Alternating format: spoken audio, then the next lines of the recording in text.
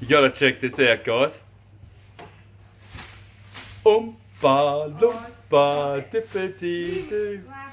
I've got some cardboard rolls for you. Oh my God, look at the state of me.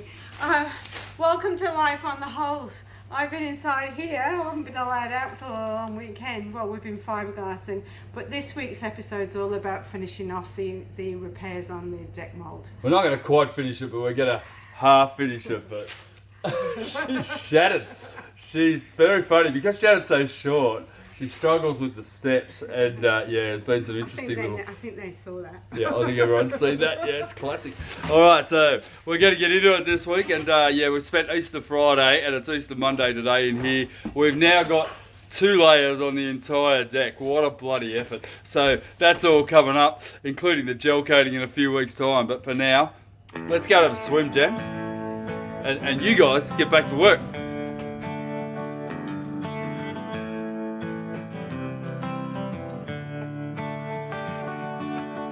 After my epic cutting session, I've actually sliced the mould from here all the way to the front there and right up into where the bow roller is going to fit. Now, why I've done that is because it was slightly out of level. Now, I've actually improved the situation by about 3 or 4 millimeters, but I still do have a tiny amount of fairing to deal with here, which is actually the area around what I'd call the front lounger, and then up here where it drops down, and this is actually the anchor well under this area here. So the anchor will sit in this area here, and essentially basically that there is the anchor chain chase, I guess you'd call it, or the catwalk on a trampoline cat. But I'm a little bit out there, so what I'm anticipating to do here, I'm going to fill this slot here, and I've cut this wider to make sure that I can get the an adequate amount of fill in here. I'm actually going to fair this back around and change the shape of this again on the mould, just to improve the situation, as it is around about 2 or 3 millimeters out of alignment. But it's not really a big deal because in the grand scheme of things, in a 25-foot wide boat, it's not really going to be an issue. So what I'm going to do, I'm going to mix up some cotton flock in some vinyl ester and fill this seam all the way along here with this filleting compound that I've made up all the way down to here, and then I'll do this part down here, provided I've got enough, and get that bit complete so that I can start to really get this part of the repair going. Probably be better off to work up towards the front of the mould, and then while that's going off, I'm going to begin my work up in here, which needs exactly the same sort of detail. It's pretty good until you get right to the back section where the lounge suite is at the rear.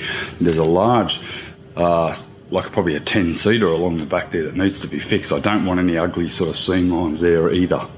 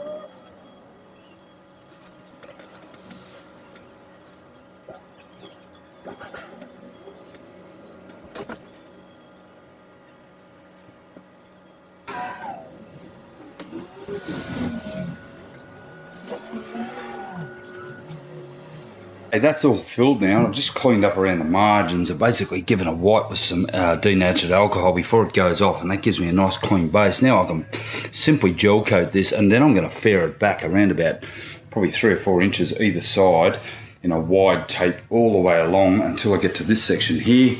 And this is going to be that smaller gel coat strip here, and then once again I'll go wider here because this is all cosmetic. Very important part of the boat restore is going to be returning it back to an as new, if not so close to as new finish is not funny, right up on the end. I can't walk any further than this because I've got props underneath it and it's still curing, but I want to leave that for the day, and then I'll come back tomorrow and do a couple of patch glasses up underneath there. So a strip all the way along there from bow all the way down here to this hatch here where I've cut it in half, and just reinforce it all, and that way I'm going to end up with a nice secure structure, and then I can remove this piece of timber on the end here just to hold it all together.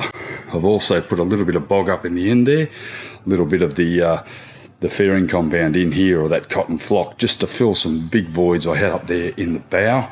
And the other thing that I've done is all the holes. So these holes, like this guy here, were there basically for me to transport the mould. I've had to fill them first, and then I'm going to try to replicate that anti-slip pattern in each of the holes all the way along the mould here.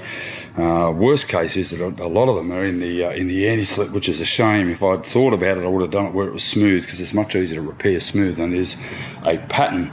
But anyway, I've done that, and now I'm going to start working up on this end, because it's not going to affect the bow end, and ultimately I can leave that for the day.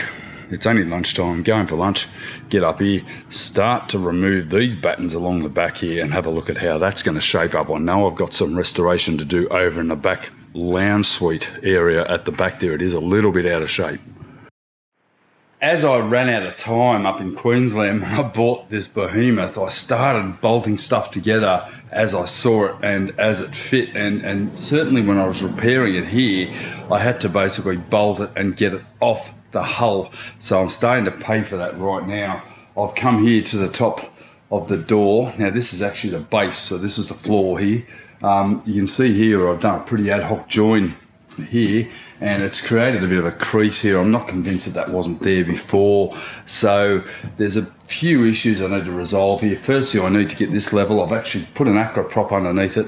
I'm going to re-slice this join back to about where the vacuum is up there,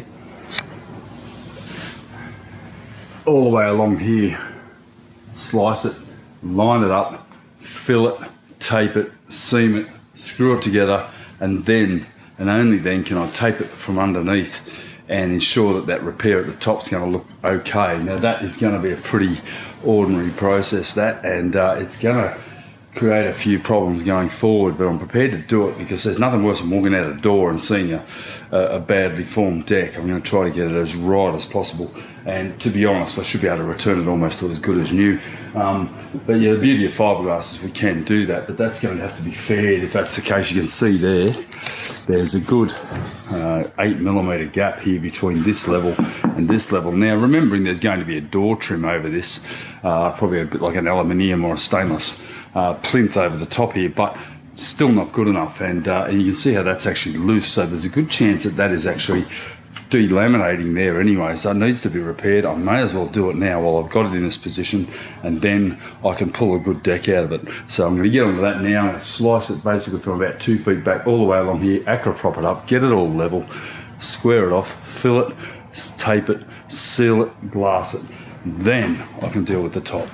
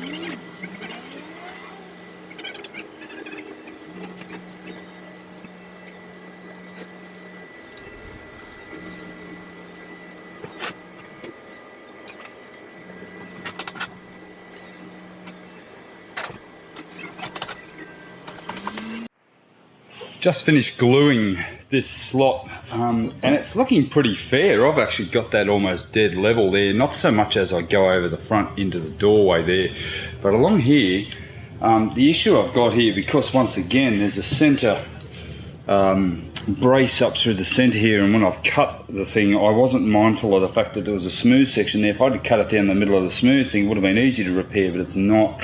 So I now have to increase the width of this smooth gel coat out to here and have less anti-slip down the centre of the middle of the walkway there. Now hopefully that won't cause any problems. Hopefully if you do slip you'll catch some anti-slip before you slip. But yeah, I'm going to basically sand this out. Now I need to get rid of all this excess glass that I've got here, which is actually holding this all together, and grind it right out, just like I did down on the cockpit roof.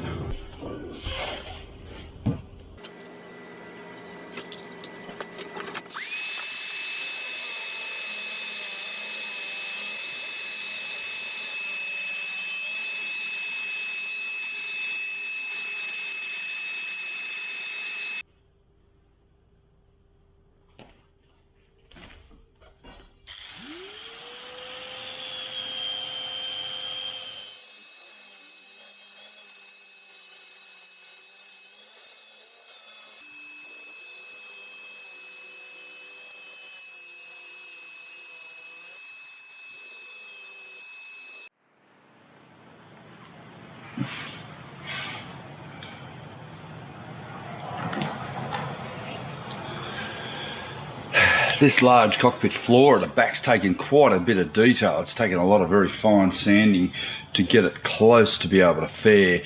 Now I'm going to need to mask both sides before I can put down the first level of fairing compound. I do not want it on the anti-slip. If I get it on the anti-slip, it's going to be a nightmare, never be able to get it off, and ultimately I need to do 2 or 3 layers of fairing compound on here. So I'm going to mask it up along this line here and just get the first layer down, and then I'm going to come back and use my Dremel to get that really fine edge here that you'll see here. Along here is the best result that I'm aiming for, is something to this effect, and it's going to take quite a bit of work, so I'm working on this very carefully. I don't want to slip with the sander off into the anti-slip. If I do that, I've stuck the anti-slip pattern, and there's no way of rejuvenating that short of waiting till the deck's demolded and then trying to restore the whole thing. So my best bet is to get the best result here now. So I'm going to basically use this fairing compound and fill in all these little gaps that I've got here, along here. I'm going to end it here right at the back of the base of the large rear lounge dinette. That's the sort of the suite at the back of the boat. But yeah, that's quite a major section of this repair, and it's going to need to be gel coated. Come back tomorrow. Faired, come back tomorrow, sand it off, and while I'm doing that I'm going to go back down the front, start working down there and tidying that up as well.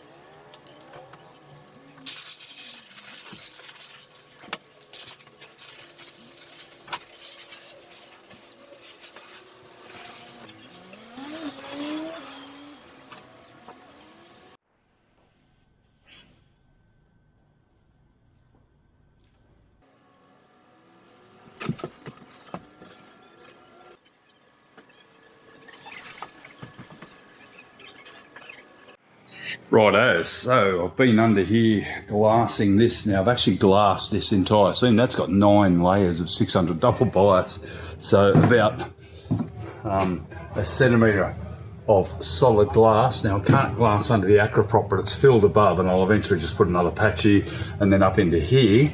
And now what I'm going to do, I'm going to leave it for a few days and just leave it propped up, leave it supported, so that ultimately I can get in here with a pressure washer. I want to get rid of all this dirt and shit that's in here, so that there's no chance of it dropping down into my resin as I'm laminating in a month's time. But it's very important, I'm going to clean this off with a pressure washer. I'll put a curtain across the opening, pressure wash the whole thing, and get all this crap down on the ground, and then I'm going to deal with the floor section here and tidy it all up.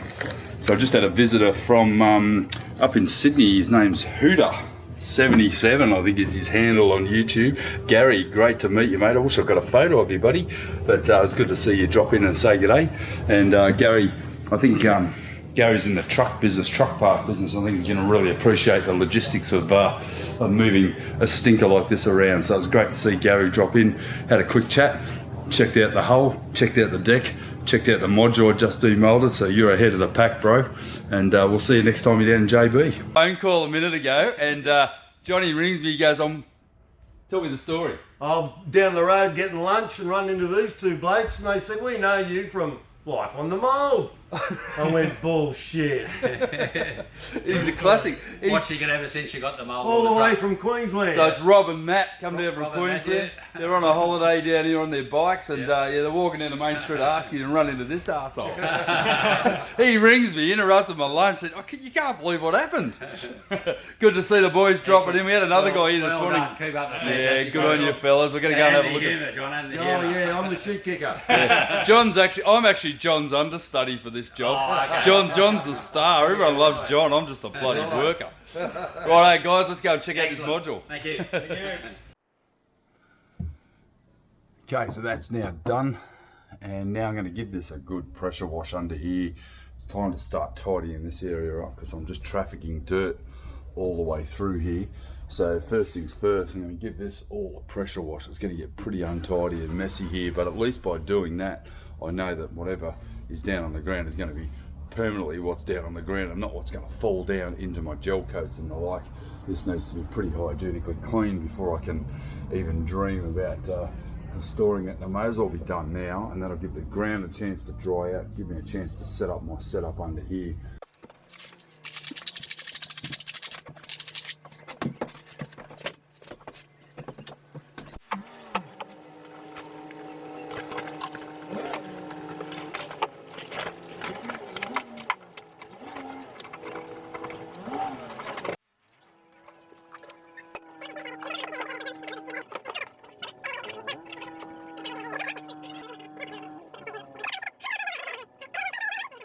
Oh, things are going to get messy.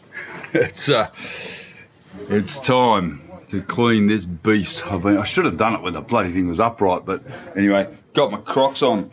I know you guys hate Crocs, so that's why I wear them, just to annoy you. The reality is they're the best footwear. No good if you tread on a nail or a sea urchin or something, but for doing stuff like this, much better than gumboots. At least you can wash them off. But I love my Crocs, and I won't let anyone besmirch Crocs here on my channel.